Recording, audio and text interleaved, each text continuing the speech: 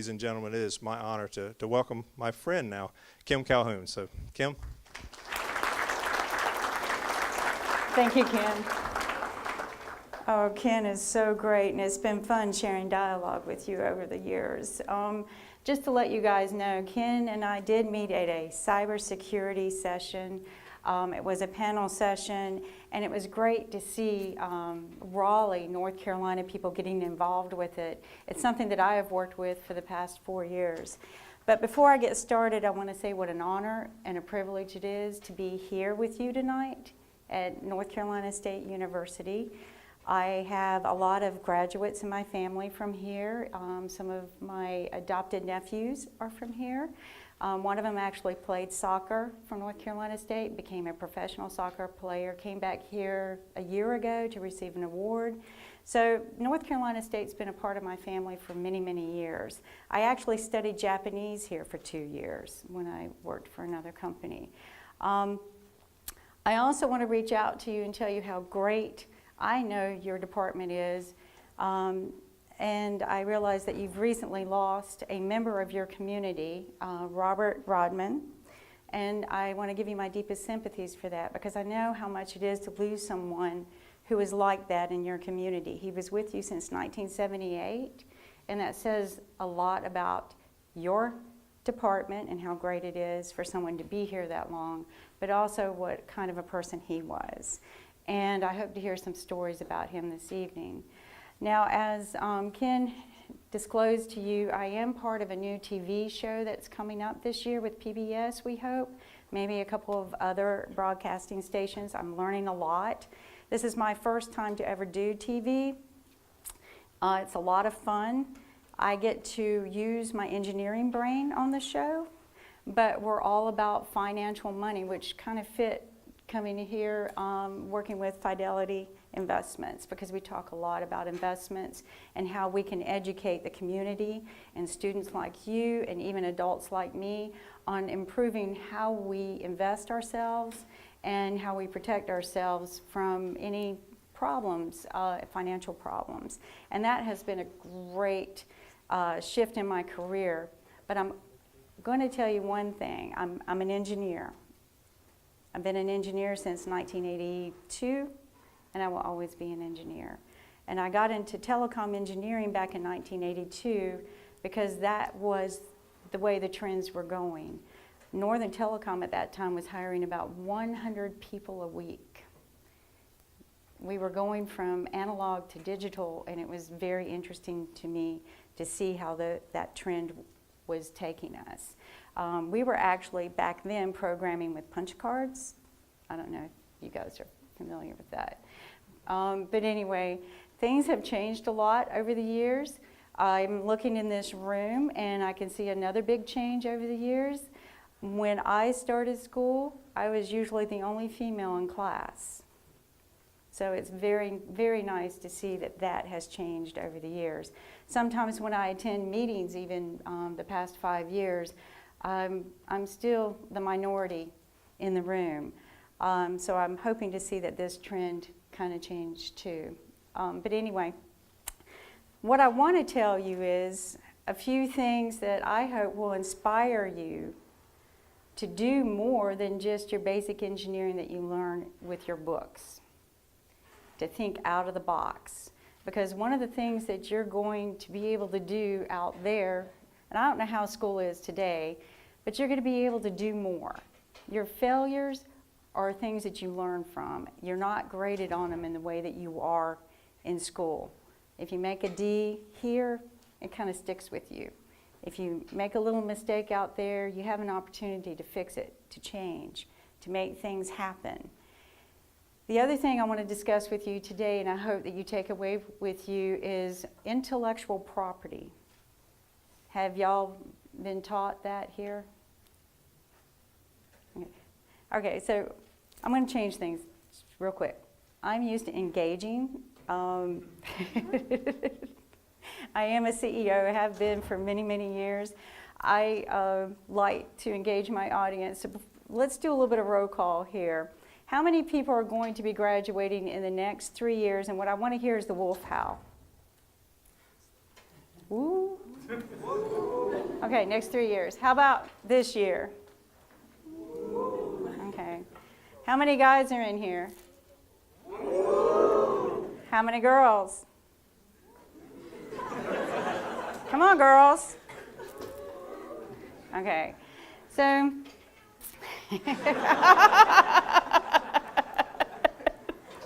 very good, very good. Thank you. So, just to give you a little bit more humor, back in the 80s, we made up this term, and I think you kind of use it today, nerds. Okay, I'm one. But we spelt it K-N-U-R-D. Okay, that went over your head a little bit. Spell it backwards. Thank you. So anyway, I enjoyed school a lot, but I didn't like being graded whether I've passed or failed.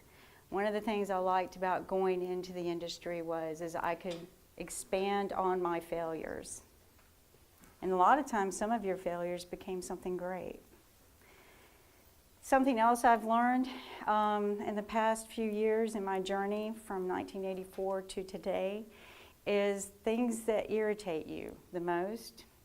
If you find a solution, you probably found a solution for many other people. And that's a good thing. And that could become a business. And that's where entrepreneurship usually starts from. And that's what I hope you gain from this. As you do that, you want to invest in your intellectual property. These are things called intellectual property. But what do you think your first intellectual property is? Your first intellectual property is what you're doing today. It's what you're learning. It's what you're putting up here. And it's what you got here. And it's going to be, I hope I get this right. We got a little box there. But your most valuable intellectual property is going to be that piece of paper that you get on graduation day. Because nobody can really take that away from you. If you write a patent on your intellectual property, somebody can fight you for that. But this is your most valuable piece of property. What you did here, and it took this to get there, right? You guys are from one of the best schools in the country. Let's hear it. Come on, the best school. I work with a lot of people from all over the world, and I know that you guys are from one of the best engineering schools in this country, maybe in the world. I work with people from all over the world. We come out with the best. Why? Because we're... Anyway, take that piece of paper, open every door you can with it, because you can. And use it, and feel comfortable with it, that you're going places with it. Don't let anything stop you.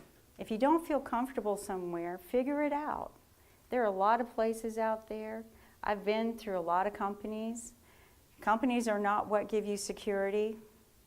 This and this is what gives you security, and I learned this through my journey. Now, just getting a piece of paper, that's all right. I'm used to this. You should see what happens on the set. So anyway, just getting that piece of paper isn't going to be enough. You're going to have to start applying it. And then you're going to have to keep learning as you go. Technology changed a lot since 1984, let me tell you. And I have to perpetually stay up to date on the trends if I'm going to keep producing something that people can use. And how I do that is just by going to conferences, taking classes, going to sessions where I meet people like Ken. I met half of my team going to hackathons. How many of you ever been to a hackathon? Oh, right. You know what? That is the best way to learn how to exercise your skills at the speed of light. Am I right? I mean, you take something on Friday night and you have it produced by Sunday, you present it, and it's something that works. And I've seen some great things come out of the hackathons.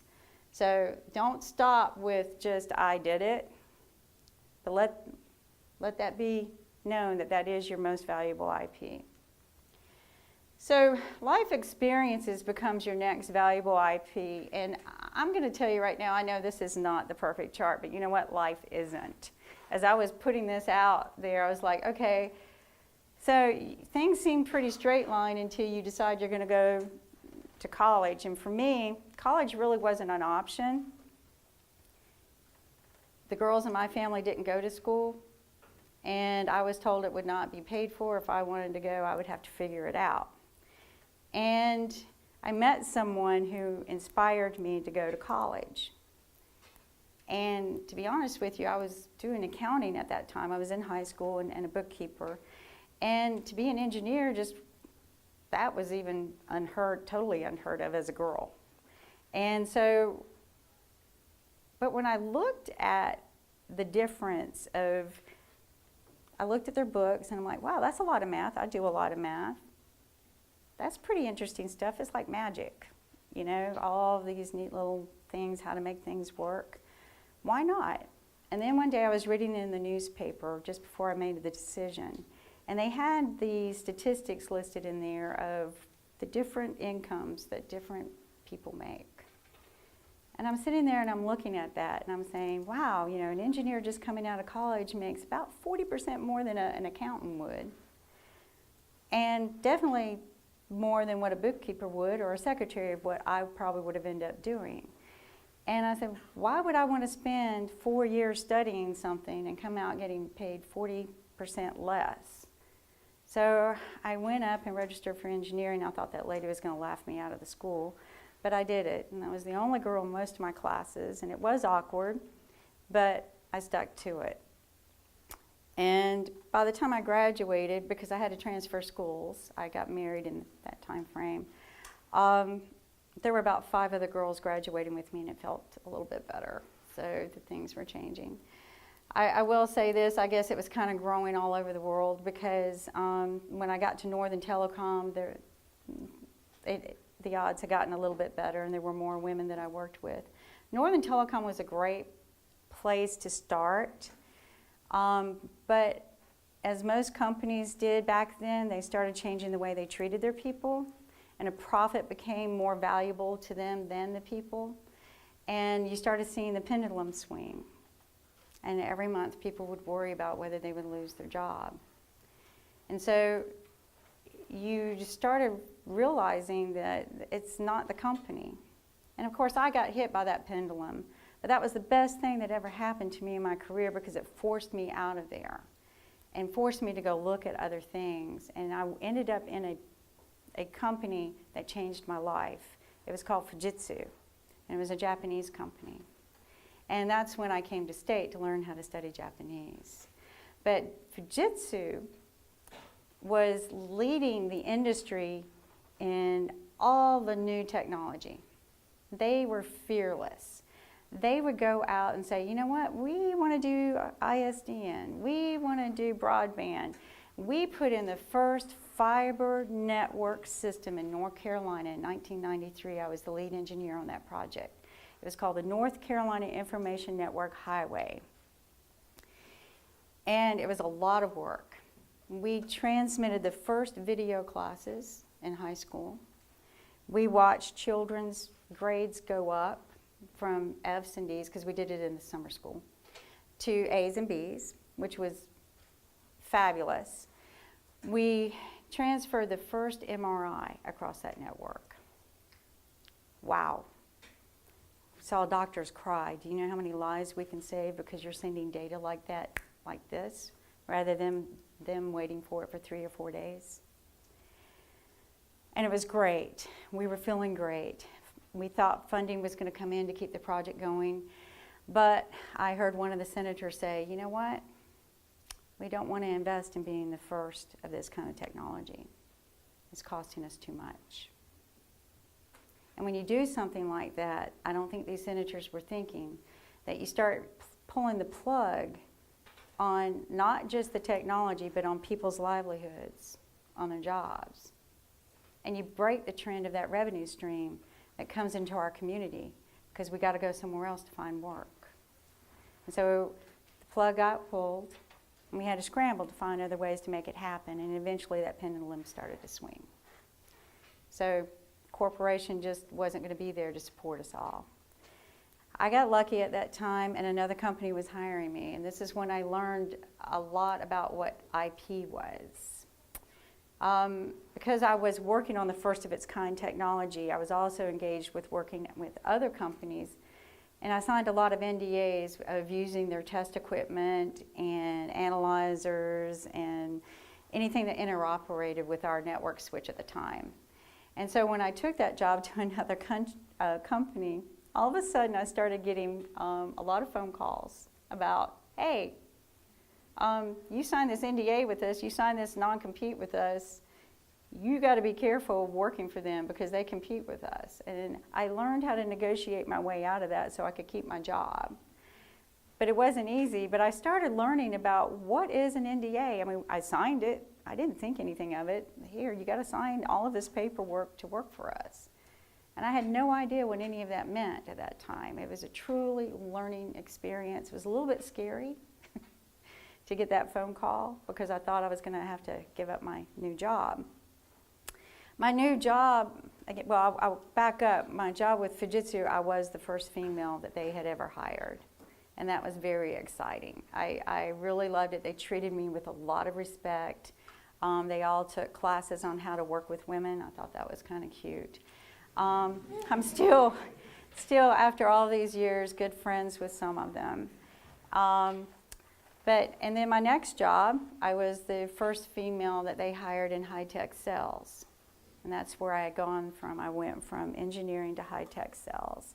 And the founder of that company had hired me. But he made the mistake of telling his staff that he hired me. So when I showed up for work that day, they had no idea I was an employee. So always make sure that when you get hired, especially by a founder of a company, that the paperwork's all there and they know you're coming, because let's just say I sat in the lobby for a while wondering if I still had a job. But that again turned out to be a great experience in my life. I learned how to sell, and that's very important. You know, not just selling a product, but sell yourself. People have to believe in you if they're going to buy something from someone else. And oddly enough, I have to believe in the product I'm working on in order to sell it. And I had developed a lot of relationships at Bell South, GTE, I can't name all the telephone companies, when we were installing the first fiber network, because everybody wanted to be a part of it. So everybody kind of trusted me then as an engineer, and they trusted me as a salesperson. And that made me very nervous because I started to think, what if this product really isn't that great? You know? So you have to believe in what you're selling, and the people will start believing in you, and they'll buy from you. I turned $0 territories into $3 million. I converted that in 3 months. That was very hard to do. I was a new mom at the time, and it was very hard leaving my family behind and working these big territories. It wasn't long after that I was able to pick up government contracts and do a lot of government work, and I learned how to work with the government, how to get products into the government, how to get them tested, working with GSAs and a bunch of other contracting programs. And these are things that you should go out there and learn how to do. There's a thing called FBO.gov, okay? Go look it up. Get in there, get registered, and learn what the government is doing. You might be able to just even sole source yourself out to some of their jobs that they're doing. It's a great way to learn not just about what the government is doing and what kind of jobs they offer, but what maybe you can do back for your government and get paid for it. So I learned a lot in sales, but it was exhausting and wearing me down. So I was juggling family, juggling jobs, not happy anymore. The passion was leaving.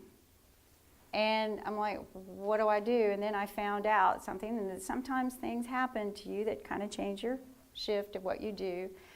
I was diagnosed with a very rare disease. So rare that only 2 doctors in the country at the time would even touch me. One was at Duke, and one was in California. So I was told that I would be lucky to last, and this was in 1997, 10 years with any quality of life. And I probably wouldn't be walking after that. And So I pulled out of my career because it was very hard physically on me. I had to carry a lot of heavy equipment. The disease was in my spine. It still is. And then I ended up having to have a surgery on it, which left me incapacitated for 3 months. And I'm laying there feeling sorry for myself. I've got a great family watching over me, but I'm wondering, what am I going to do? I have all this in my brain. I'm an engineer. I love designing. I love building. I love using my hands, and I can't. Can't even walk. And my father, who knew how to manipulate me. Any of you got parents like that? Let me hear it. Woo for the parents, right? So my father said, you know what? I've been doing some research out there, and there's these new things called CLECs. Do any of y'all know what a CLEC is? Competitive Local Exchange Carriers. They were the new startup small telephone companies. And he said, they're the big thing now. My dad was a big entrepreneur. He loved to dabble in that kind of stuff. And he said, you know what? I bet, he goes, a lot of people are doing it. I've talked to a couple guys. I bet you can't. I bet a woman can't do it. What do you mean a woman can't do it? Why can't a woman do it? I can't do it because I'm laying here, can't use my arms, can't walk. And at the same time, computers have gotten to where you can voice control them. And my husband brought one home for me. He worked for IBM. And so I voice controlled that computer. The internet was becoming big. And I started researching, what does it take to become a telephone company? And then I discovered that there were a lot of people out there who could not get something I thought was available to everyone. There were people out there who could not afford to get a telephone, not because maybe they couldn't make the monthly payments, but because they couldn't afford the down payment on it. I mean, you had to pay first month and all these other fees. And then one day I read a story about the most horrifying incident in a small town called Yanceyville, the biggest crime they ever had, and it was because the offender who committed the crime assumed that the family didn't have a phone because they couldn't afford one. And I will just say it was a horrible crime. So I said, wait a minute, people could not get a phone? Why is this? And so I made that my next mission, that if I get up and start walking again, I'm going to find out how we can make sure this doesn't happen again. And so set out my journey to go from working for corporations to starting my first company. And it's never been the same since. And I will say, I tell everybody, oh, it was just so easy. I think it was just because I already had all the knowledge up here and all the discipline to go get the applications that were necessary to become public utility authorization approvals. I managed to get those in 5 states. Every utility commissioner told me that I got it in record time. I got it first round every time. I would walk into hearings and Bell South would send attorneys against me to fight me. And I would win it first time. And the only reason why is because I went in prepared. I did my homework and research, and I knew everything that there was to know about a telephone switch inside and out, and attorneys didn't. They just knew the law. And they didn't really read the tariffs. I've learned that too. I beat them on the tariffs every single time. So don't be afraid of people just because they say they're an attorney and they know the law. Because I will tell you this, when you start owning a phone company, you're going to be up against some people, or if you run any kind of company, you're going to have some legal issues. And some of these attorneys are just bullies. So question them. Question everything that they put in front of you before you panic and go, oh my gosh, I have to do that because they say so. Because every single time I turned around and questioned them, I was right. And I've won a few lawsuits because of that. I never backed down. Because sometimes when you know you're right in here, and you've done your homework up here, you have your IP. And they can't take that away from you. But you can't always win either. I've learned that too. So anyway, in the corporate world, I learned the pros and cons. The pro, paid vacation. Okay? You get paid training. And let me tell you something, when I worked for Nortel, they flew me first class everywhere I went because I was on a special team. My training was very well paid for. And so, yeah, that was great. All the expenses are companies, all the worries are the companies, all the liabilities. You just show up to work very hard, but you know what? They make all the big bucks. The cons, you're going to cap out of your salary. Eventually, I think you're going to lose your passion. You belong to them. Your ideas belong to them. You can't really think out of the box sometimes. They want you to think in their box. And gosh, you know, I hated the ladder climbers. I despised them. I just, you know, people will cut your throat to get to that next position. It just, it was not fun. And then the cliques. And I never fit in. I was more of a geek than I was a person who hung out at the water cooler. So that was corporate world experience, pros and cons. So my favorite thing, once you transition over, there is no going back. Oliver Wendell Holmes couldn't have said it any better. A mind that is stretched by a new experience can never go back to its old dimensions. Once you've experienced that new world, the grass that is always greener on the other side, it's very hard to go back. It really is. I don't know of any entrepreneur that I've met that ever wants to go back to the corporate world. You might say you do, but if you walk in that door, you go, oh my God, why am I doing this? Because your mind is far bigger and greater than that. As an engineer, I'm going to tell you right now, as an engineer, your mind is far bigger and greater than that. Just don't make the mistake that I always made of thinking that, you know, the only time you need to read the instructions is when you can't get it to work. Read the instructions first. Don't be that engineer that gets so confident down the road you don't need to read the instructions first.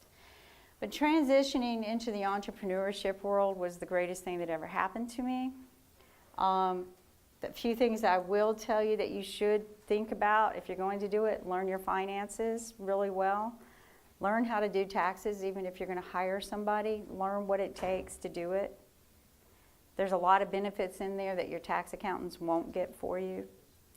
And just keep growing. Don't stop growing. So the pros and cons, you can just kind of reverse it. As an entrepreneur, I guess you can tell which one I like better, right? It's your freedom. But I'm going to tell you what, you work 24/7. But you can kind of juggle your family in there. And your family seems to sometimes like you better. But even though I put in 24/7, I'm free. My ideas belong to me. Get a lot more tax deductions. That's my favorite part, actually. I like doing my own taxes. And I'm more creative, and I'm my own boss. But I will tell you guys this, I have a tendency of firing myself sometimes, okay? It's one of those things that, you know, I just like, okay, I can't take this anymore. I did wrong. I quit, or I actually fire myself. But I don't get workers' comp. I don't get any benefits for being fired. The cons, I just listed them to you. There's all the liabilities on your shoulder. Be prepared for any kind of legal battles. I would suggest if you're going to hire people, go learn the labor laws for yourself. Don't just hire somebody, but understand them up here, especially if you're going to run the company. Own your own failures. Don't expect somebody else to do it for you, okay? And always keep your standards high. But as a CEO, kind of learn to lower your expectations a little bit, and it won't be so bad. I don't like that one, but don't trust everyone, okay? And I run into this every day, and last week is a big example of my team and I deciding to trust someone, and sometimes you just have to go back to your contracts, and it gets sticky. So just always keep your eyes open. Always keep your opportunities open when you're in business for yourself. but don't trust everyone. If your gut's telling you something's not right, follow it, okay? Because that's going to be your best guide. All right, so my career has really changed. Do any of you know who this is? Wow, okay, so it's Adam Dell. Does anybody know who the Dell brothers are? Okay, so my other career that has been growing since I had become an entrepreneur and started a couple businesses and was going to some hackathons, I bumped into a executive producer at a PBS hackathon last year. And in sitting there, everybody was divided out into their tables, and these two guys were sitting by themselves. And I thought he was the best pitcher. I didn't know he was an executive producer. But I thought he was the best pitcher. I loved his idea. It was about introducing financial education to people in a fun way. And he wanted to do roundtable discussions, and we were building it out. But then nobody was sitting with him. His idea was boring to them. You know, everybody wanted to build games and all this other stuff, and he had this idea of what he wanted to do. And I thought, you know, I work with so many young people who don't know how to manage their finances, who get into financial. I work with older people who do that, have trouble with their finances. I've helped companies have to shut down because they didn't know how to manage their finances. I've actually helped companies go from negative $30,000 to $1 million in just a few months by revamping their finances. They just weren't looking at their books right. Duh. So here this guy was bringing in $1 million a month, and he had no idea. All right? So you've got to know your finances. And I thought, wow, why isn't anybody working with them? So I went over, sat down, and worked with them, and out of that became probably some of the most valuable friendships in my career. The engineer guy actually works with me now in my company, the Guardianator, and which is now Cap Science Labs. Because this is what you do when you're an entrepreneur. You learn to kind of keep growing companies. But the executive producer liked me so well, he asked me if I'd come be on his new TV show. It took us a while we kept conversation going like Ken and I do. You know, we just kept conversations going over the summer. And he said, you know what, I'm starting the pilot of the show. Would you come be one of the panelists, just for the pilot? I don't, you know, and I said, sure, I'll come help you out. I mean, that's all I was going to do, was spend a week with him. I had my company going at the time, and he said, okay, that'd be great. I like it so much, I'm sticking around. It's my other venture. We've finished the first season in 1 week. We interviewed, I don't know how many guests, John Fanning, who was the CEO of Napster. Anybody know them? How about Alan Trefler, CEO of Pegasystems? Okay. So not quite engineers out in the world yet. He's one of the bigger ones. But Adam Dell was a pleasure to interview. He has started a company that he feels and believes that will help you think about how you get yourself out of debt and keep out of debt. And I hope you guys get to watch some of the TV show. He gave some of the best advice that I have ever heard for young people on how to get your finances going and keep them in tow. I really enjoyed my interview with him. But keys to success, I don't know if you're getting it in my story, but keys to success is what? Here and here, right? Passion, what you learn. Keep it honest. Stay honest, and you don't always ever have to look behind you or over your shoulder, right? Keep looking forward. Always surround yourself with smart people. I'm going to tell you what, when you become a CEO, surround yourself with people smarter than you, all right? And then you work for them. And that's what I have done. I have literally got the best team I have ever pulled together in my career working with us right now. And I could not do what we have achieved in 1 year without them. And it's because they're all smarter than me. I don't know if any of them are in here. If you are, okay. So anyway, then be prepared. Don't procrastinate, because I'm going to tell you something. Something's always going to go wrong. And you're going to be there at the last minute scrambling. And then you're going to be like me. You're going to just learn how to wing it and fly it, because you're not always prepared. But I am always prepared. just like with our slides tonight, right? So always think ahead. Think about what can go wrong rather than what can go right. Don't think about how the technology works. All right, stop doing that. Think about how the technology fails. All right, that's how I succeeded in my career. That's one of my little secrets. I never thought about how technology worked. I always thought about where it failed, and then I made it work from there. That's how we ended up making the fiber network do so well. Stay current. Most important, stay willing to change, because that's what this industry is. I've already gone over some of this other stuff. Know this, that mistakes are not failures. Own them and move on. And this last one is my favorite. I keep Jimmy Valvano's speech on my desk. I think it's the reason why I'm still walking today and I'm moving both arms. Because when I had recovered from my surgery, I did not have the use of my right arm or my left leg. And today I do, and it's been almost 20 years, and I'm still going. So you don't ever give up. And I would always hear him in my brain telling me, don't ever give up. Now, he was big in my day. I don't know if you guys ever read some of his inspirational speeches, but they're great. He has one, the 2 first steps to success. Does anybody know it? Anyone? 2 steps to success, according to Jimmy Valvano, is rejections, right? And failures. Because when you learn to get past those, you will be successful.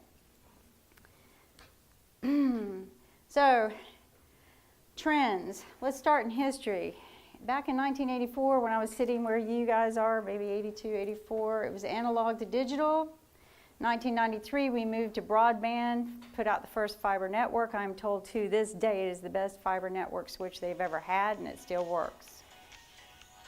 Uh-oh, I'm running out of time. All right. Anybody know how to stop this? All right. So, CLECs were growing in 1998, and as you can see, this is a picture of me with a bunch of people in 1993 when we put out the first fiber network switch. And if you can't see which one I am, just look at the legs. Okay, we had to dress up back then. All right. So 2000 to 2015, we noticed a trend with IoT type stuff. Cellular is just growing like crazy, what you can do with it. We launched forward to 2017, and they're taking what we did in 1993 in the labs, and they're now deploying it to the homes. Fiber to the homes, right? I already know what's in the labs, so I know what to put in my home. But the key here is trending. What can you do today to catapult yourself forward and maybe make some money? Think about what can you do? I mean, we're doing apps now. We got so much wireless, it's insane. There's the Riot, you guys should be going to that. The Raleigh Internet of Things, which is a blast if you ever want to just get involved and network in technology. There's all kinds of smart city programs. Everything's all about IoT. I attended the CES about 2 weeks ago, very exhausting. I was there to interview a lot of the CEOs, but I managed to spend a whole week there, so I got out, took a look at what was trending. That is John Sculley. Does anybody know who he is? The guy, 3 people in the middle. The 1, 2 from me. That's John Sculley. He was the CEO of Apple. Great guy to talk to about what are the trends. He's investing in fintech. Fintech is the new trending thing. But I'm going to tell you what I have watched grow by leaps and bounds in the last 4 years. I watched the conferences for this one particular subject grow from 10,000 people and a few hundred exhibitors to 60,000 people and thousands of exhibitors, and that's cybersecurity. There's not enough of it out there. Why? Because we built the open network. And you can't stay ahead of hackers. Whatever you figure out today about a hacker, they've already moved on. Okay, so don't think you can. Don't think you can stop a hacker. And this is, I'm not going to get on my cybersecurity speech. You'll just have to read the book. Because I could spend hours on that subject. And I do work with someone, I've even written some white papers, but I work with the Director of Homeland Security, who was head over cybersecurity of Homeland Security, Director of Homeland Security of Cybersecurity and Forensics. Boy, that's a mouthful. The other thing that you're going to find out when you leave this room and go out into the world of work is everything's acronym. And I always tell my team at the end of any conference, they're all going to get tested on acronyms. But think about some of these things. I'm working in the world of predictive policing. So this is my invention. I want you guys to think about this. Whatever irritates you, find the solution to make something great out of it. An oyster is a good example of that, right? When an oyster gets irritated, what does it make? Pearl. Whenever it gets irritated, it makes a big, beautiful pearl. Same thing happens with humans, right?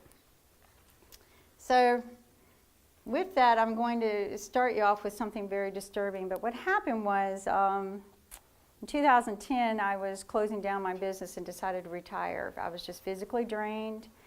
I was doing great, walking with a cane and such, a lot of physical therapy.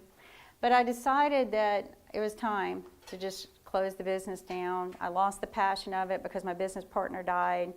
The industry was trending to a point that we couldn't compete anymore. So why not close it down before we had to completely go bankrupt? We did try to shift a little bit, or pivot as you call it today. We tried to do Wi-Fi, but we were 2 years ahead of our time. People weren't ready for it. And the other thing that we reached out for was fiber network. And we were going to install one of the first fiber networks completely in a town in Cary, North Carolina. I had raised $138 million to do it.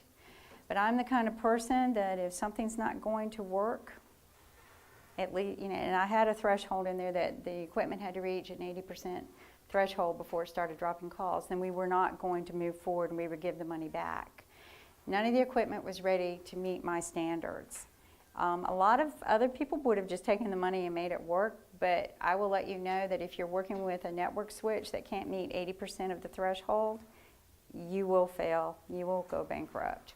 So anyway, 2010, while I was closing the doors, I got a disturbing call from a police department a couple hours away telling me my sister was a victim of domestic violence. How many of you know what domestic violence is? How many of you know what a protective order is? Okay. So anyway, I said, serve a protective order and protect her. I said, Ms. Calhoun, that's not the way this works. You need to get down here and take care of her. I'm like, oh, okay. So I'm going to give you guys a little picture of what it's like for a victim. Dallas 911, this is Tanita. What's your emergency? Hello? You need ambulance. I need an ambulance. It had taken officers 50 minutes, nearly 1 hour, to respond to Deanna's call for help. The 911 call center in the Dallas City Hall has been beleaguered for years, understaffed and overwhelmed by more than 2 million calls annually. At the same time, incidents of domestic violence were at a record high. I had a file of texting and phone calls and copies. No one ever asked to see that. But he was following me on my way to work. And I continued to drive and tried to call 911, but I was shaken so badly I couldn't even hold my phone. If I had the freedom without being arrested on my side, I'd have the GPS on his car. Okay. The first victim, she was beaten to death by the time the police got there. The second victim is a friend of mine who became a victim while I was building this product. And her testimony tells you exactly what it's like. There's never enough evidence. And by the time anyone's aware that the order is being violated, it's too late. Okay, the statistics are what's disturbing, and our country lives with this. There are 12 million female victims a year. You can double that number for children. And I'm going to tell you what, guys, I get approached all the time by men telling me that they've been a victim too. I can't go anywhere now that I don't give this speech that somebody does not come forward and share their story with me. 12 million victims a year, 47 homicides a day. I'll count that for you right now. That's 16,700 fatalities a year. That's more than what has occurred in the war in 10 years. And we put up with it. We spend $37 billion in the U.S., and it's the most dangerous crime an officer is dispatched for. They cannot dispatch alone. They have to dispatch with at least two. Therefore, it is the most expensive crime that the departments are doing today. I mean, literally, they spend 40% of their resources on this crime alone. So the statistics are real. One of the ones that shocked my executive producer, he went out and did some research himself, and he goes, did you know that 40% of the protective orders are violated? I go, yes. So he made me put it in the slide the other day. He goes, did you know that 20% of those violations are worse than what the protective order was designed to protect? I go, well, that's a good one. So let's put that in there. I get new statistics all the time. The recent one was from the police chief in High Point, who told me that we spend $8 million per fatality. That's what he spends, $8 million per each individual fatality. We spend $37 billion a year on that crime, so that doesn't add up to me yet. I'm going to have to sit down and have a talk with him. Anyway, laws have been enacted since 1990. They keep getting broadened. But you know what? Those statistics tell me the laws have no teeth. And why? Because that protective order is nothing but a piece of paper, and they have no means to enforce it. What happens now is a judge issues the order. The victim is required to carry that order on their body at all times. If they do not have it on their body when they call for help, they might not get help.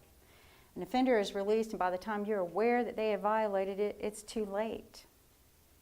And there's never enough admissible evidence to prove that they violated it. And I said admissible evidence. So knowing these two things through my journey of the protective order system with my sister, it made me nauseous. I literally lived at her house with her until I could get her moved with a shotgun at the door because he was constantly violating it. And the police couldn't do anything about it. And if you think I'm joking, I'm not. That's the way it was. So the Guardianator electronic protective order, how we have changed things. What I did was I said, you know what? How does technology fail? If I were to go out and get a wearable, how would it fail before I put it on her or any victim? And then I started layering the technology, and I patented this idea. I patented both the software and the hardware, so don't let anybody tell you you can't patent software, okay? So anyway, how our system works is that a judge would issue an order. The information of that order, such as the distance that they have to refrain from, locations, will be entered into our predictive policing platform software. Tamper-resistant wearable tracking devices will be locked onto both the victim and the offender, and it could be victims. And we will monitor them 24/7. If the order is violated in any way, or the devices are tampered with in any way, in real-time alerts will be sent to the victim so they can seek safety, to the police so they can have time to intervene, and admissible evidence is being generated so that it can be enforced in court. And we're doing all this right now. We've been testing with the prototypes. The prototypes are working. They're about this big. It costs about $250,000 to shrink it from this to this. $250,000. I don't have it. I bootstrapped the project to this point. The fact that we've got something working is pretty amazing and impressive, but once again, I surrounded myself with people smarter than me, and we did it.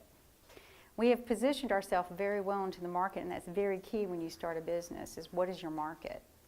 But we can't sell anything until we get the wearable part working. and we have to pass that pilot. And that's also a stipulation of mine. But I know we're going to pass it. We just got to get the money to get to that point, and that's what we're working on right now. So other law enforcement uses, when you start a business, think about other uses and how you can scale your model, right? So there's many, many more, and every day I get called by the police department, hey, can we do this? Hey, can we do that? And I go, yes, we can. Can you shock them?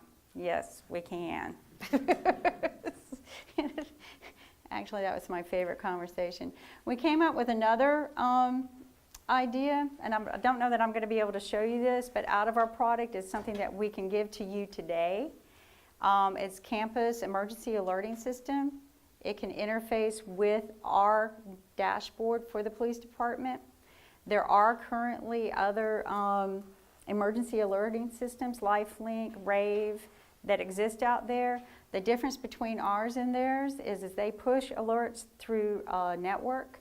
A network is low priority, so by the time you get your alert, it could be lost or delayed, but it could be too late.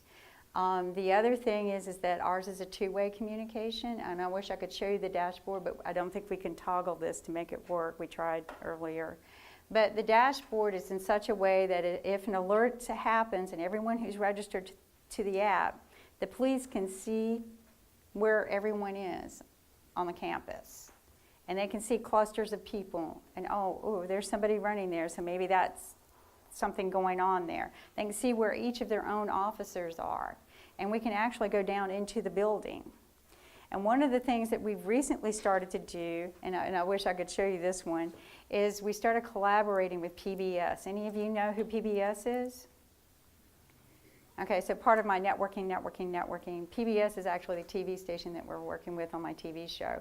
But they are everywhere. Nationally, they go everywhere that no other network station goes. They go to the rural areas, right? And they have this extra bandwidth that they're not using. They got just so much of it. And so we started talking, and they want to share it with public safety means. And so we're going to start working together and getting the signal so that we can push alerts through buildings out to rural areas where GPS wouldn't go. So just because your phone won't get it doesn't mean it won't get it now. We will get it now. And that's one of the things that we engineered with the Guardianator that I showed you, is that even if everything goes off grid, the devices still communicate. That's the fail-safe that I programmed in that's patented as well.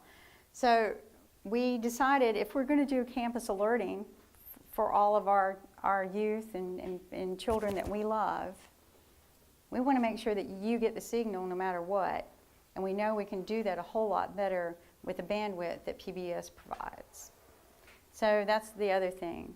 But again, that's just constant working, constantly staying into the trends, constantly getting out there and learning about what exists. I mean, who would have thought to use a TV signal to your phone to help get better signal? But we did. And it's a great collaboration. I love working with that team. Momentum for our project. We had the test units are hopefully going to be delivered in February. We're working with other enterprises as well as law enforcement. We have 3 towns ready to pilot with us, which is very exciting. If anybody wants to come be a part of it and help us write test cases, please call me. We have a letter of endorsement from one of the senators. We were listed the top 5 globally for projects at Global City Team Challenge, which I'd encourage any of you to go be a part of. Global City Team Challenge, GCTC. It's with NIST and Smart Cities. You can see what our scalable solutions are, and I'm sure we're going to keep growing. We have the Guardianator for law enforcement to enforce protective orders, GuardianNet for campus, emergency alerting solutions, and then we have the Guardian Network, which is our new enterprise program that we're speaking with the enterprises this Friday on. So I'm not going to bore you with this, but for the price of a cup of coffee per day, we can enforce a protective order. For $5 a day, we can make sure that victim is safe. Is it worth it? Can I hear how? Do you guys think it's worth it? Do you think it's worth it? If your sister was being harassed by some guy, do you think it's worth it? Yes. So I thank you. Are there any questions?